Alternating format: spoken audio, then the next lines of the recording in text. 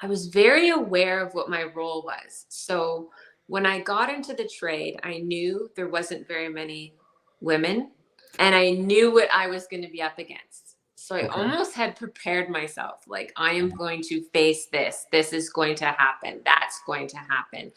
And so I almost had this mentality coming in that, you know what, I'm going to handle it in a way that isn't going to be controversial. I'm going to handle it in a way where people are going to say, you know what, women do belong here and I will get the respect and I will have a place. And then that's going to make things easier for the generation after me. That is Miss Courtney Chard, my newly found friend. I'm not sure if she's going to be okay with me claiming that she's my friend, but people like her, those are the type of friends we want to have. You heard from that opening, she took her role in the trades extremely seriously from the get-go. And I think that's what we all need to do is as trade professionals, we are representative of one another. You're going to get to hear more from Ms. Courtney about the realities of being a woman in the trades and becoming a metal artist because she's like a metal artist. She is out there rocking it, putting some sweet stuff out there. And not only like just the metal stuff, she's also gotten into photography and videography around showcasing her pieces. You got to find them on TikTok and all the socials. We'll have something in the show notes for y'all. She also talks about empowering kids to practice creativity through a skilled trade. Like, yeah, she brings a whole lot of warmth and a whole lot of depth to being a woman in the trades, to being a professional craftsman, to being an artist. And before we go, I got to show some love to my peeps out there. And first, before we get into the love part, I got to make a confession. So if y'all been reading the show notes, you can probably see there's a big difference between some sets of show notes and then some of the other ones. A good example is go to the collabo sessions on the goal that I did with Thomas LeMay. Those are the show notes I wrote all by myself. And then if you look at the show notes from this interview or the previous interview with John Toops and a whole bunch of other ones, you'll see a level of professionalism in those notes that are not me. Those show notes are written by Miss Kayla.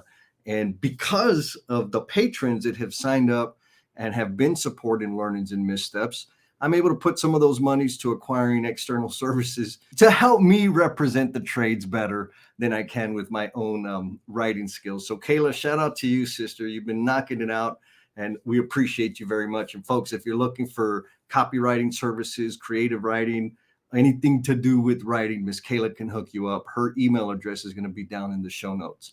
And time for the L&M love. This one goes out to Mr. Buddy, the suave voice actor. Buddy left us an awesome message in support of the emotional bungee jumpers. And here's what Buddy says. He says, you want to learn a new communication skills? You want to have fun doing it? Get on board ASAP. We're keeping it real and improving ourselves along the way. Join us in the emotional bungee jumpers group. And yes, folks, that is a thing that we've started. There's a whole group of industry professionals that are working to deepen their listening skills, their feedback skills, their vulnerability skills, like all the ultra powerful leadership skills where there's rarely a practice venue to do those things. That is what we're doing on the emotional bungee jumpers. There's a link. Hit it up if you're interested. We'd love to have you be a part of the group and contribute your experience and have some takeaways so that you can go back out there and join the effort and leaving this world better than we found it. And so here we go. On to Miss Courtney Chard. Boom! What is going on, L&M family? Here we are. Again, we have a ultra super celebrity, welder, artist, craft worker, tradesperson, international superstar. How are you doing, Miss Courtney? I'm good. Thank you for making up nice lies. I can't help myself. I just get super excited about having conversations with people that are contributing so much in terms of enhancing the image of careers in the trades. And I've seen a bunch of your content. I think I came across you on TikTok and the videos, the artistry of the video that also captures what you're doing with metal art It's like there's so many layers of amazingness in it. It really, it is beyond anything that I could even cook up in my own head. And then you just do it so consistently, like for real. It is super mesmerizing. Is probably the closest accurate word I can come up with. I appreciate it. A lot of work goes into it. We have hours and hours of footage just for literally a 60-second short or reel. Would you mind sharing like the progression? I mean, we're going to get to know you a whole lot, but specifically the progression of your welding. You learned a trade, you started creating art, and then this new thing of, maybe it's not new for you, but I think it's new for a lot of people, like how to leverage social media for marketing and making that an art of itself. Is that like a plan that you had, or did you just happen upon it? I think I happened upon it. So I've always been creative. I could draw. And then I stepped away from it because you get told you can't make a living from art, pick something else. So I got it. I started out as a steam fitter and then did my welding apprenticeship. We do them side by side in Canada. You can do that. Yeah. So I did those two trades. And then as I got not bored, you get to a certain level in your trade, you've mastered it to some levels, to some degree. So I mastered it, and then I wanted to explore something more. So then I had the confidence and the skill now to try making art from metal. And once I started creating these pieces, I wanted to have a way of showcasing it or extending the art. And it was through social media. I met a photographer, and I had this client and he wanted an owl. And he told me over the phone, I will pay for quality and I want it to be your best work. And he gave me free reign. Okay. So that kind of set the bar. So I'm like, I'm going to make this the best owl I can possibly make. And now I got to deliver this owl to this gentleman Yes. in a spectacular way. Yes. So I said, we got to do a reveal. We have to reveal this and make this big time because he's paying this all of this money and we got to make it worth it. And he was asking, can I see the progress? I said, no, you're not going to see any progress. Yes. When I reveal it to the world is when you're going to see it. So then we get talking to the photographer that I was working with. And I said, okay, we got to take photos. And I try to get photos of my work because once the work's gone, you don't get it back. So you have to have a catalog and Sure. you could show what you've done in the past. So we just started brainstorming, and he has his craft. He's artistic, photography is an art, and then merging the two together and just this whole creative process where we're bouncing ideas off each other and everything's just flowing, and we're thinking about, okay, let's light it on fire, and okay, how are we going to do that? And it was just such this wonderful creative process. And I usually don't know what song I'm going to pick until I have the video edited, and then just the song just comes up, and it's just amazing process. So I like working with him because it's an extension of my art and it almost creates another art form. Yes. So yeah, we definitely just happened upon it. I don't know any other metal artists that really do reveals like that. So I agree. So it's fun, but it's a lot of work, a lot of behind the scenes, like troubleshooting. So even with the koi fish, we sunk it into the pool, but we had to, the logistics on that were like, if I had to keep the bottom of the fish open so the water would fill and it would sink quickly. Because if I closed the fish entirely, it'd be like a pontoon. It would just float on the surface. So just little things like that. And then I had to, after we did the reveal, I could close the bottoms of the fish. But yeah, just things like that. Just the whole thought process. Like you have the idea, but then how do you make the idea come to reality? So you're capturing like the koi. I got to see the koi video recently, and it's like the story of the koi coming to life. It's the way I interpreted it, right? Like you're banging the metal, you're doing the thing, you're making it happen, and it's like gaining life.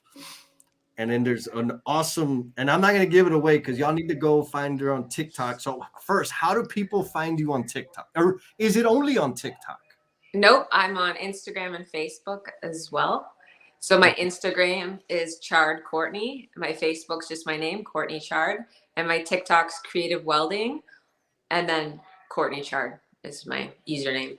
Good. So folks, y'all know where to go now. You get permission to pause this episode and go watch those videos because it really is art. So you see the koi coming to life, you're building it, you're the kind of behind the scenes, the life story of the koi, the lighting, the imagery, the music, it's phenomenal. I'm like, son of a gun, this is really what I was thinking. That took a lot of discipline and patience that I know I don't have. Not to mention the skill and the talent to do the damn thing. I think it's beautiful. And I'm eager to see how that influences and inspires other craft workers. How often do you get folks that reach out to you and say, hey, I don't know what you're doing, but girl, I need to do that? I get that. I get asked a lot if I'd give lessons. Oh, So okay. that's interesting. So I think a lot of people want to explore welding as a hobby, and there's a lot of like woodworkers who make tables, but they'd like the ability to make their own table legs and that kind of thing. So I get asked that a lot. I know it's influencing my daughter. You never think that what you're doing matters until something happens. So my daughter just recently had to do a science project, and she told everybody in the class, I'm going to make a 3D model out of metal. I'm going to weld it. So she asked me, and again, like, she's exposed to everything. Sure. And she's a child ambassador for Kick-Ass Careers. Yes. And we help people get into the trade and trade awareness through education and mentorship. So she's taken on that role, but I don't push her. So when she approached me with that, I was like, wow, okay, this is awesome. And I actually videoed it because I had this feeling somebody was going to say, oh, your mom did that. So I filmed the process so nobody could say that she didn't do it. Put it up. I actually got YouTube just so for the classroom. Put it up on YouTube Shorts and put it on my socials. She actually went viral on Facebook. She's got 100,000 views. She's 9 years old. 9 years old. Then I get an email from the local newspaper. They're like, can we interview your daughter? She's in the newspaper. So I was just so happy for my daughter. That's amazing. Especially because we've had our struggles with schoolwork. And so the fact that she has seen me create in the shop, one of the choices was to do a model. So then she in her head said, you know what? I see mom make sculptures all the time. I can make that model out of metal and apply that to my school project. Yes. And then it goes into a whole other set of learning. So now she's not only learning about the nervous system, which was the assignment, she is now going into a whole other set of skills with now she's in the shop. So now she's using the plasma cutter. Now she's using her imagination because she's going through my scrap piles, finding out what looks like a spine, what looks like a brain. How are we going to make the neuron? Like, we're going through all that. Oh, this will work. That'll work. We're using the torch, and she's using the MIG welder. And then the next level of that is she did her schoolwork, which she's not too happy about doing, but now she sees, you know what, I did the work, and then now I'm getting recognized. So many positives coming out of this experience. So if that's because she sees me work in my shop on the weekend, then awesome. Super awesome. Wow. Okay, so you started off, you got into the trade through the steam fitter apprenticeship, and it's a combo steam fitter welding apprenticeship. First piece was an owl. No. So the first thing was, okay, this is so funny. So my mom, every year the fall fair happens. I don't know if you have fall fairs where you are, but we do. And she's like, I want to enter my baking. And she would talk about this for years. And one year I got sick of hearing it. And I'm like, all right, you're going to enter something in the fair and I'm going to enter something. And she's like, what are you going to do? You can't cook. I'm like, give me the book. There has to be something in here like crafts, right? Yeah. So I went into the craft section and there was like a garden ornament. So I made this garden ornament. It was a pumpkin out of horseshoes. Oh, and cool. I won. And then she won for the baking. So Yeah. then I said, hey, maybe there's something here to this. So then I started making things on my own. And she is a hairdresser, so I would just leave them out on the porch and her clients would start being interested in buying them. Wow. And then the guys at work were like, you should start a social media. You could sell it. I didn't have the confidence though. And I was afraid to be rejected because I liked doing it so much. I was like, but what if no one likes it? Yeah. So that was a big hurdle. How did you get through that? I had to force myself. I had to say, this is silly, Courtney. If you want something, you got to go for it. So it was a bit of mind over matter. So making your logical mind guide your like primal fears, you know, that set in. Yes. Like, where's this coming from? And it's like we create this whole situation. It's not for real, except in our head. But it's so all consuming that it feels like reality. And it's all made up. Exactly. And then there was the fear of exposure through social media, because you hear a lot of negatives about social media. Sure. But I knew to be successful or go to the next level, I needed social media. So that was a battle too. Okay, you need to be visible, which puts yourself in a vulnerable spot, right? Yes. If you want to get to that level in your career or level with your art, you need to do that. So all those things weren't exactly comfortable for me, but I have to be responsible and be smart about things and respectful. And it's been an amazing experience. So I also heard you motivated your daughter by living your truth. You motivated your mom to submit the damn cake. Yeah, hurry up, Mom. Right. How many other people are you aware of that are motivated and inspired into action because you took the leap, right? You did the emotional bungee jump in and said, I'm scared, I'm terrified, this might hurt, my feelings may hurt, but I'm going to be vulnerable and put myself out there. How many? Just a super rough guess. I don't know if I've even thought of that. Good. I've had experiences where you never quite know the influence you have on people till years later. Yes. So I was journeyman and I had this apprentice, 18 years old. You're just at this point trying to keep this kid alive. You're not sure if he's listening to you. He's looking at you like this, and you like take his head and you straighten it out. And you're like, are you listening? And you forget about him.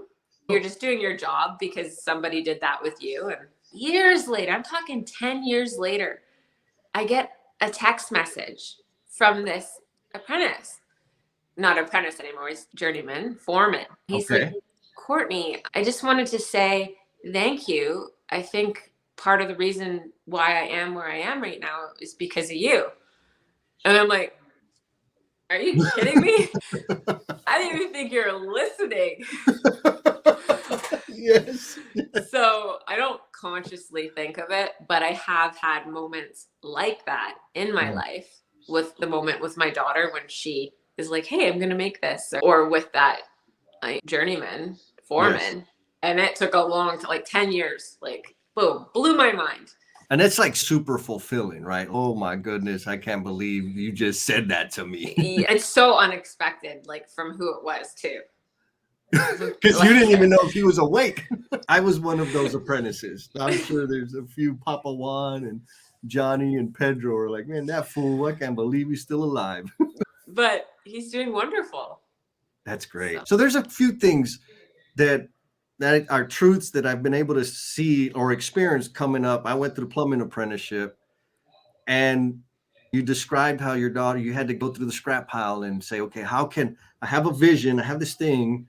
How do I make that work? Let me find some stuff. Oh, and by the way, if it's not exactly the shape that I want it to be, I can make it the shape I want it to be. And I think I don't know what that's called, but an observation I have is those of us that work with our hands in the trades or in art, we have this ability to be able to say, I got to get there. This is what I have. This is how I'm going to get there. Does that make any sense? Makes total sense. And so we just figure out how to get there. I don't think we have a choice. I Like, agree. we're it. Like, we make things happen. There's no choice. Like, if we don't figure it out, like, how's it going to get done? Who's going to do it? We're the doers. We're the builders. Yes. There's a mindset, right? Or a steel grit, a force of thinking that lends itself to us accepting that call. Because if we don't do it, who's going to do it? And that's like a serious responsibility. Nobody tells you that's what it is until you get in there and you start figuring that out.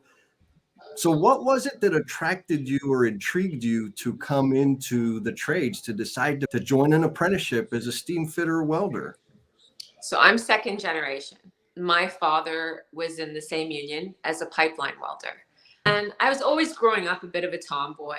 I played hockey. Back then, not a lot of women. I'm 44, so not a lot of women played hockey. And I used to like my hair short and wear baggier clothes. That wasn't really accepted. Things have changed a lot. So I always liked those sort of things. After high school, your guidance counselor, you got to go to college or university. So you just pick a course. So I picked law and security, hated it right away, finished it because I didn't want to be a dropout because there was stigma to that. The trades weren't an option. So finally I just got enough courage and said to my dad, I'd like to weld. I'd like to be in the union. And he was actually really supportive. He's like, sure, get in the shop. We'll get you in the union, which I was shocked about. He said, yes, come on. Yeah, because it was never really put out there. So that's how I got into it. And so it wasn't really a straight path, but I was exposed to it. Same as Hayden. My dad had a shop on the property and he was very proud of what he did. You could see it. He loved his job. That influences you too. Yeah. And I knew like the lifestyle we had, and I knew I wanted that same lifestyle. So I wasn't scared. Like, I knew the trade could provide that. But I think overall he was really proud that he was a welder. So I heard you say that on the weekends you work on your art. Yeah. So you still full-time job and creator artist? What's happening there? So out of our union hall, UA Local 46 Toronto, we work 36 hours. Okay. So it's 4 days a week. So I get Friday, Saturday, Sunday off. And the way I attack my projects is most of my work's commission based. People put in a request and I don't usually have time frames. They know I work. They know it's a hobby. Well, not a hobby. It isn't a hobby anymore. It's a business now. Caught myself. But the way I do work is if I go to the shop, I put some hours in. If I find myself getting frustrated in any way or not enjoying it, I leave. Yeah. And I walk away. Yeah. I don't let it get to that point where it's not fun or joyful. This is amazing. You mentioned joyful. Can you take a stab at describing what that joy feels like when you're doing whatever you're doing? So the way I can describe it, it's just peace. So when I'm creating and when no one's around and when I'm not thinking, there's no thought and you're just doing and you're just at peace. I've heard from people who meditate, that's what it is. There's no thought. And so it's a form of meditation. And then it's almost where you're almost channeling, just flowing. And it's awesome. And then thoughts start catching There's no around. thought. No thought. Okay. So the thinking usually happens beforehand. So when you had the question, so when does the creative process start? It starts in the shop. No, it doesn't. Yep. It starts maybe weeks or months ahead of time with a thought, an idea.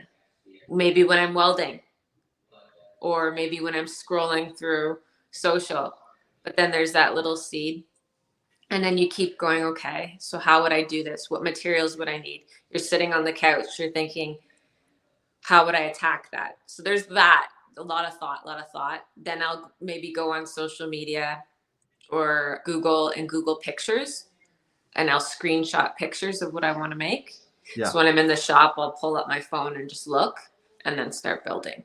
So I've almost worked out a plan of attack, like while I'm at work under the welding shield, thinking, while I'm on the couch thinking. And then when it's time to actually execute in the shop, I have a plan. And then I just go from there. And then you connect with the source and let things go. Yeah.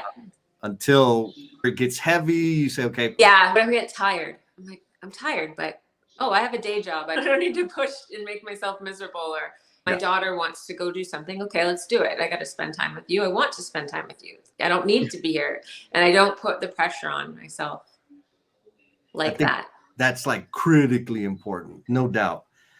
So being under the welding hood, I'll say that for me, the first time I got under a hood, I knew that I could not be a welder. Yeah. Not just because it was everything was sticking and it looked like birds came and pooped all over the pipe, but the solitude of being under the hood and not interacting with people was a problem for me. Have you heard of that before? Yes. Yeah. Okay. So I used to teach at our union hall and at local colleges, and you'd get a class of, let's say, 15 kids, and you could right away tell who didn't like it, who didn't want to be there, would probably succeed, but through hard work, and then who was just natural. And yeah, it's not for everyone at all. It isn't. I like the solitude. Yeah. And it never gets boring. A lot of people say it gets boring, but it doesn't to me. It never gets boring. It's the important part. I think today I would be able to handle it. There was also other stuff I had going on that I was terrified about being in my thoughts, right? So I was 18 years old and I'm like, right? I was always distracting myself with people and things. Now I love my solitude. So there's a good chance it may be under the hood. Maybe I need to go buy me a welder and just start tinkering around here at the house. You should. It's good. You need to be creative. I think we're creative. I think people are creative. You need that creative outlet. Agreed. 100%. Oh my goodness. Okay. So what else should the L&M family know about you, Ms. Courtney? You've done some great stuff. Good. Apprenticeship, full-time. You've done some teaching. You're a mother. You motivated your mother, second generation in the trades. What do you see, like, in your heart of hearts? What do you see the future being like for you and your trade and your craft? I do see myself doing larger sculptures. Okay. I would maybe be able to retire early and do that full time. But then I'm also involved with my union a lot too. And I sit on the executive board. And that was a voted position. I was nominated and voted by my peers to sit there. Maybe there's a place for me on that side of things, maybe getting more into the side of the union hall. Could go lots of different ways, but that's exciting. Having that many paths open to, like, just see what comes of them, see what it turns into. Yeah. Oh, I love it. That's good. And you mentioned, talked about hobby, and he said, no, it's not a hobby, it's a business. What's the difference? I think the business generates decent money, and I could see there's room for growth that way. It could keep growing. Absolutely. And with the marketing that you're doing, because that's what I see social media as, right? It's social marketing. It's a way, it can be, right? It could be me goofing off, or I can be intentional about the message that I'm putting out there and introducing people or doing reveals, like you said, and promoting the goods and services that I can provide. So you've got that. Like, again, folks, y'all need to go and see that koi reveal because it's an experience. I'll say that. And then one person asked me when I started the podcast, because I've had the podcast for like 2 years now, over 2 years. And they're like, man, you must be making a lot of money. I'm like, no, it's still a hobby. And like, what do you mean it's a hobby? Because I'm just spending money on it. It's not bringing in any revenue. But at some point, it turns into a source of revenue. And in my case, because I'm consultant, it's almost a piece of my marketing. I was just going to say that. Yes, it ties into what you are doing professionally. Yes, that wasn't the plan, but what you were talking about, it's just how it worked out. And as I continue to explore the creativity that I've discovered, whatever that is, and have the conversations and share more of my thoughts, like more things starting, and I'm happy. So what stuck out to me is when you said the joy piece, because for me, it's that when I'm doing things that rob me of joy, I don't have to do them. I will stop doing them. I can pump the brakes, leave it alone, walk away from it, or just never do it again. But I get to choose what I'm going to be experiencing, and I choose joy. Yes. And you seem like the person who knows you don't want to just settle. Like you don't want to just get comfortable. You want to keep experiencing things and keep striving for more. Yes. Striving for challenges and different forms of excellence. Yes, ma'am. This is as clear as I've gotten on it. I am in search of new avenues to serve others, to share my gifts and talents, to refine the gifts and talents that I've been blessed with, whatever they are. Some of them are undiscovered still. And how can I share that to enhance the quality of life of someone else? That's what I'm looking for. 2 years ago, I never would have thought I'd be doing a podcast. That was the last thing on my mind. Then COVID happened. Exactly. And then COVID happened. And so it's really that, right? Is how do I think I understand, or I have a better understanding of how I best serve, and how can I design my life so that I could do that as many hours as possible? Yes. That's that simple. And then go do that. But on that path, there's pain, right? There's sacrifice, there's challenge, there's missed opportunities. And so on your path, I'm pretty sure you've got some good ones. And all you have to do is pick one. Can you share a significant learning that you've had as a result of a painful misstep? Painful.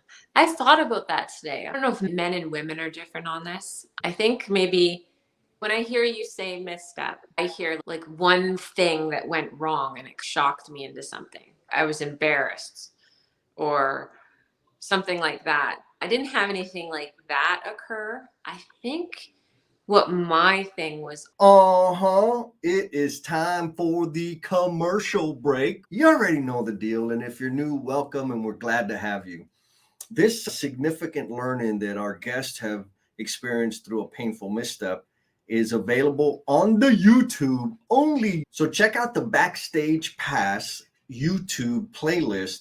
You're not only going to get this super deep, revealing nugget of wisdom, you're also going to get a lot of life lessons that our previous guests have shared over the last year, 2 years. Lots of great stuff there. So digest it, consume it, and share it. And I want to invite you to hook up with the super amazing crew that go by the name of the Emotional Bungee Jumpers. Yes, it is as fun and as scary as it sounds, but it's also intended to help us build our leadership skills, build our communication skills. And you're going to be hanging out with a group of industry professionals who are actively upskilling, leveling up their game so that they can serve in deeper and more meaningful ways, particularly focused on listening, asking questions, and connecting in deep ways. So hit the doodly doo, like Mondo 2.0 says. Down in the show notes, there's going to be a link for the Backstage Pass, and there's going to be a link for the Emotional Bungee Jumpers. Hit it up, and here we go, back to the show. But it's like throwing in the towel one thread at a time. And when I say throwing in the towel, I'm talking about like taking the mask off. Yeah. And you said authentic and genuine. Like the road or the path for me to get authentic or more in touch with my authentic self has been a super, super long road. And it sounds like that's what you're saying. Like it didn't happen overnight. It wasn't like big bang, like here I am, I've arrived, let me go do a koi. It happened over time, working through insecurities, self-doubt, self-sabotage. Am I in the right ballpark. Exactly. Or just even if when you have such a strong reaction at work or just anywhere, and you're just gonna like take that step back and be like, okay, why is my ego so hurt right now? Like, why am I having this crazy strong reaction? I shouldn't be. But there's a progression, right? Maybe there isn't. For me, there was. So that's the question: is when it first started happening, you're a young woman in the trades, and I'm pretty sure the guys were making it super obvious that you were a rarity. Is that true or false? Absolutely. Okay. And when they were being off by the off chance that they were being rude, disrespectful, and jerks, and your reaction was to respond in a very defensive way. Did that ever happen? Yep, it did. I did, however, I was very aware of what my role was. So when I got into the trade, I knew there wasn't very many women, and I knew what I was going to be up against. So I almost had prepared myself, like, I am going to face this. This is going to happen. That's going to happen. And so I almost had this mentality coming in that, you know what, I'm going to handle it in a way that, you know, isn't going to be controversial. I'm going to handle it in a way where people are going to say, you know what, women do belong here, and I will get the respect and I will have a place. And then that's going to make things easier for the generation after me. So I had that mentality going in.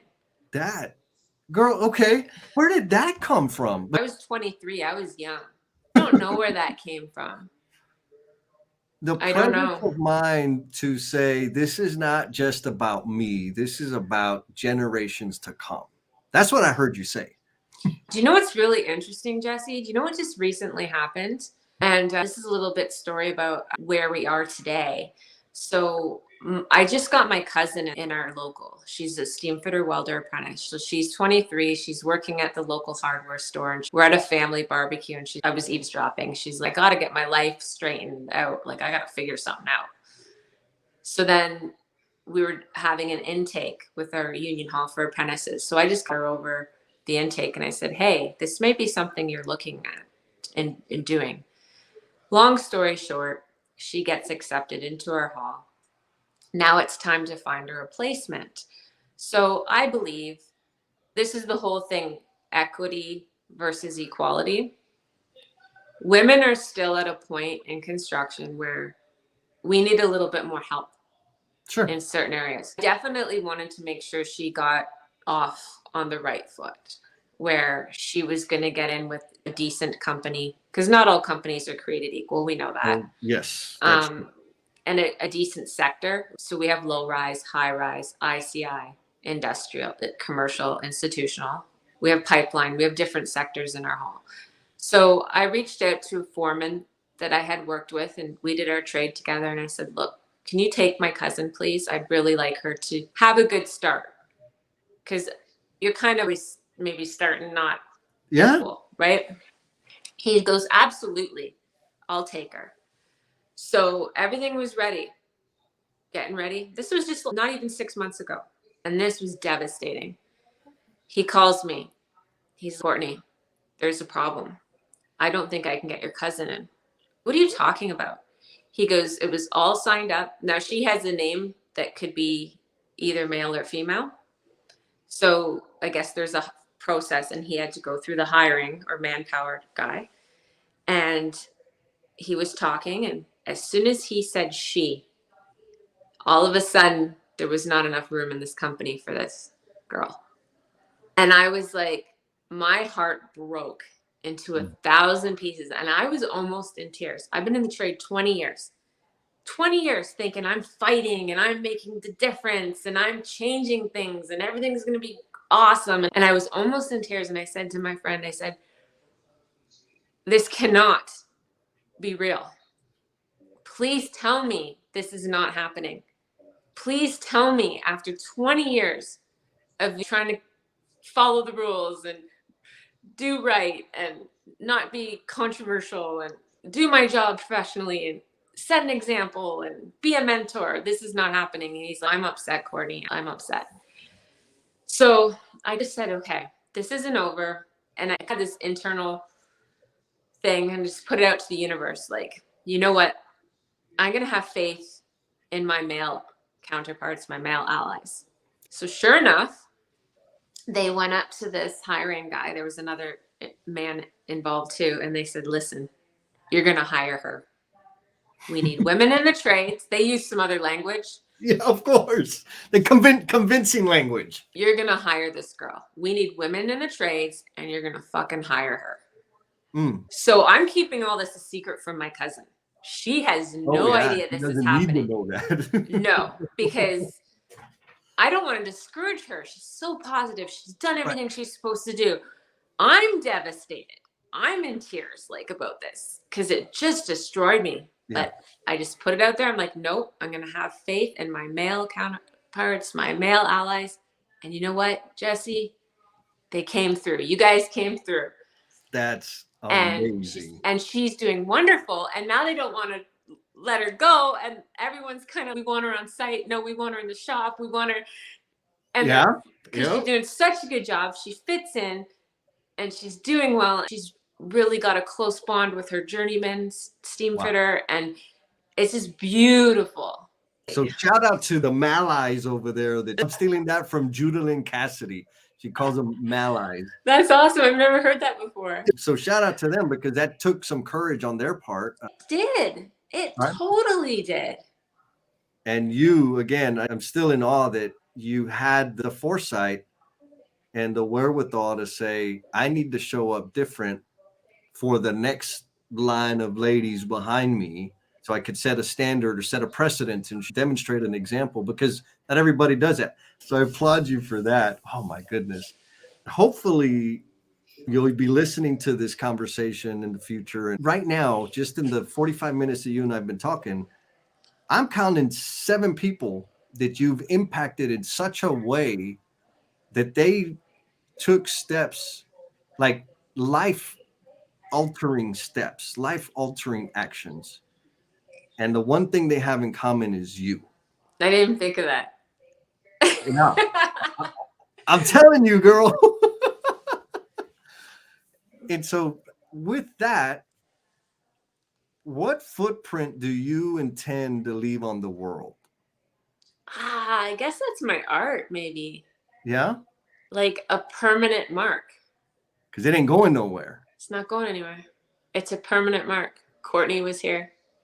Do you ever leave Courtney's signatures when you're out on the job site or on some of the work you're doing on your day job, or you can't say? That's funny. Sometimes we'll go do like shutdowns. So there'd be like regular shutdowns at certain places, like Petro-Canada has them. And then this one was Irving Tissue.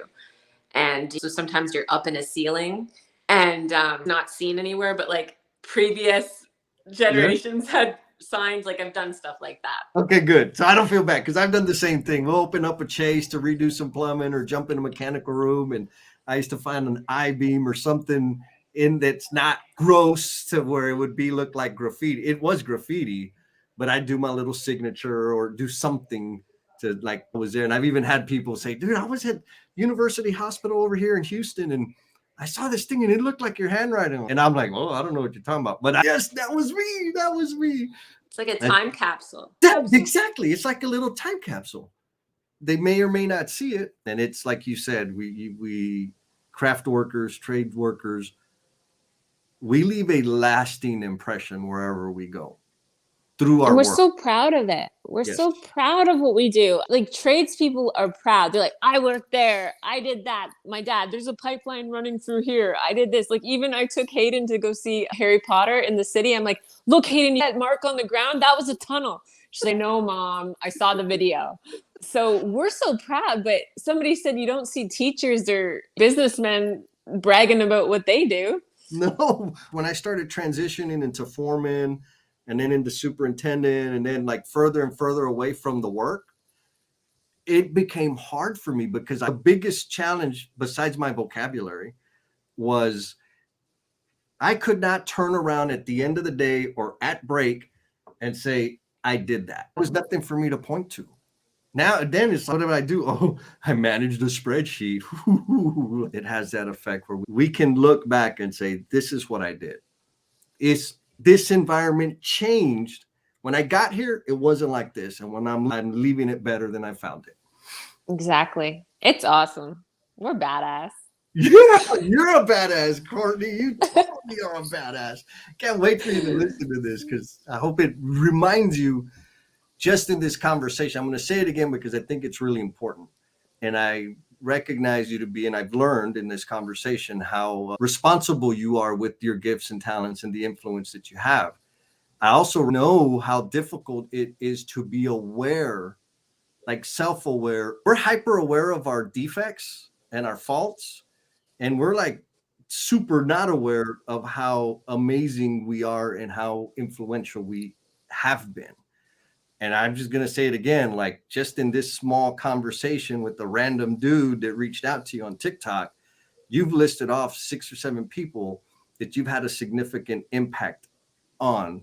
And my gut tells me that you can multiply that times 1,000 easy that you've impacted so far. And I'm anticipating that there will be 1 million more that you will be having that effect on. Thank you. Yes. Honestly, I just stay in my lane and just do my thing. Even my mom says that you don't want to be bothered. You just do your thing and you help people if they need help, but that's it. I set my sights on what I want for my future and I just go after it. I don't bother anyone and I don't want to be bothered, but I will help you. And while you are sharing your gifts and talents. I think that's the secret. Is when we share our gifts and talents, connect with the flow, put that out into the world, be present and available to serve, magic happens. I honestly believe that. It's true. You know what? I take that from my dad. My dad used to mentor and help so many people and teach so many people how to weld and give so many people opportunities. He did that and I saw him doing that. So I do that. I've seen people on site and they don't want to teach anybody anything. And it's like, are you afraid someone's going to take your job? Yes. Because that's not how I look at it. I look at it like, if I help this person when I'm old, when I'm like 1 year away from retirement, this kid that I helped is going to give me a job in the tool crib, passing out tools and rod. Yes. And take care of me because I was nice to him. My dad passed, his funeral was packed because he was nice and he helped people. So I want the same thing. I want people to show up to my funeral and standing room only. So are there any folks that you want to give a shout out to? I always want to give a shout out to my Union Hall, UA Local 46 Toronto, and Kick-Ass Careers. Yeah, Kick-Ass Careers. I love it. All right. Miss Courtney, did you have fun? Yeah, awesome. I did. Good. I did. I think you're the first Hispanic I know. No way. Yeah. To have a conversation with? Uh-huh. That's awesome. I guess in my head, Canada's like super diverse. It is, but I think in the States, you guys have more of that culture, Hispanic, right? Like we have Jamaicans, people from India, some Trinidadians with Chinese, but yeah. I live in San Antonio where my name is Jesus Hernandez.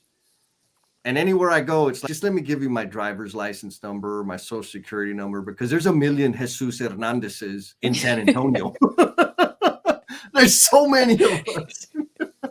Awesome. I feel honored to be the first. There you go. Oh my goodness. You're either driving down the road or just so enthralled with this whole podcast that you went all the way down to the very, very, very, very end of it. And we appreciate you. And we're going to take this as an indication of your dedication. So we got a little special request of you, a call to action, because everybody tells us that like you need to have a call to action. So here's the call to action. Be kind to yourself. Go out there and share a smile with someone. Peace.